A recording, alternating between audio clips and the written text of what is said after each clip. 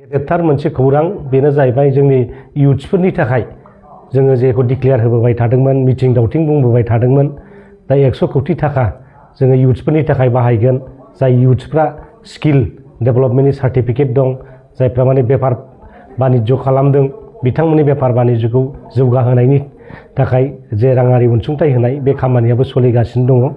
गिबियावनो फुंबिलिनि बयनिसिमबो गाहाम हामलायनाय जासिहरबाय। दिनै बिटिसि सेक्रेटारियेटआव आंजों लोगोसे जोंनि बिपिएफनि सासे सेक्रेटारि राजेश भरेल आरो जोंनि सासे इयुथनि मावथि बिथांमोना दंफायो आंजों। दा रायजो राजाफोरनो आरो जोंनि इयुथ्सफोरनो मोनसे गोजोन खौरां जों दैथायहरनो सानदों जे बिपिएफ सरकारा थांनाय बिसायख'थियाव जेफोर हाबाफारिफोरखौ गेरेन्टि हिसाबै फोसावबोदोंमोन दा बेखौ जों मोनफा मोनफा फारियै मावफुंलांनो थाखाय आवगायगासिनो दङ। गिबियाव जोंहा मोनफ्रोमबो समस्थियाव 833टा सेल्फ हेल्प ग्रुप आइजोफोरनो थाखाय राङारि अनसुंथाइ होनाय बे हाबाफारिया दिनै सोलिगासिनो दङ। लोगोसे जोंनि गरिब दुखिया मानसिफोरनो 10,000 IBS होनाय बे खामानियाबो दिनै तीव्र गति बा गोख्रैयै खारगासिनो दङ। लोगोसे जोंनि सेनियर सिटिजेन आरो हेन्डिकेप बिथांमोननोबो राङारि अनसुंथाइ होनायनि खामानिया सोलिगासिनो दङ। अफिसियेल प्रसेसा सोलिगासिनो दङ।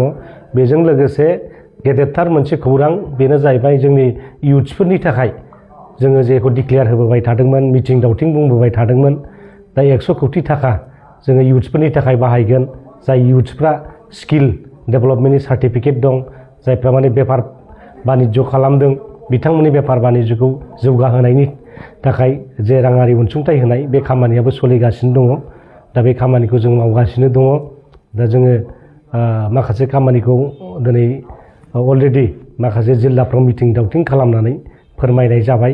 दा बेबादिनो जोंनि इयुथ्सफोरनो राङारि अनसुंथाइ होनाय जोंनि आइजोफोरनो सेल्फ हेल्प ग्रुपआव राङारि अनसुंथाइ होनाय दिनै गरिब दुखिया मानसिफोरनो राङारि अनसुंथाइ होनाय दिनै हेन्डिकेपफोरनो होनाय बैसोगोरा मानसिफोरनो होनाय बे खामानिफोरखौ जोङो मावफुंजोबनानै फैबाय थानाय फेब्रुवारि दाननि 10 फेब्रुवारिनि गेजेराव बा 10 फेब्रुवारियाव होनो थाखाय हाग्रामा महिलारि सारा दिनै खामानिखौ गोख्रै मावनो थाखाय बिथोन होदों। दा बेबादिनो जोंबो खामानिखौ मावगासिनो दङ।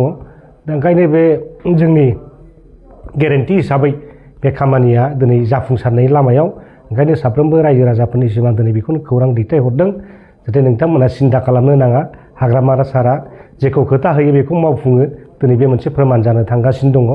जोङो गुबुन राजनितिक दोलोनि बादि जोङो रायजोफोरखौ जागोन मावगोन जों बेबादि जों कमिटमेन्ट होआ। जेखौ कमिटमेन्ट होगोन जों बेखौ मावगोन। दा बेनो मोनसे जोंनि मोनसे मडेल बिटिसि आरो मडेल हाग्रामा महिलारिनि दिनै बे जानो थांगासिनो दङ। दा बेनि अनगायैबो लामा सामा दालां बानायनाय मानाय बे हाबाफारिफ्रा सोलिगासिनो दङ।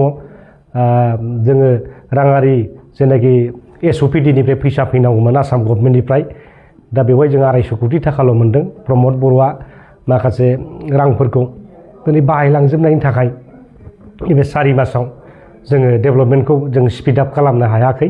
आफ्टार दिनैहाय MLA इलेक्सन बा जोंनि गोदान बाजेट जिहेतु जागोन 26-27नि थाखाय दा बेवहाय जोङो तीव्र गति एखेबारे जोङो मावनानै जोङो बिटिसिनि जेसेबांनाखि लामा दालांनि समस्या बा माबा समस्याफोर बेखौ जों थिग खालामनो थाखाय दिनै आखायाव लाबाय।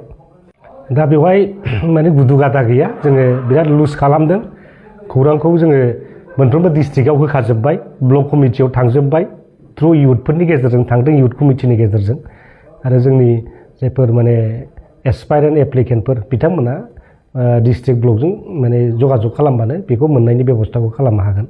दा बे गुदु गादा जेबो गैया।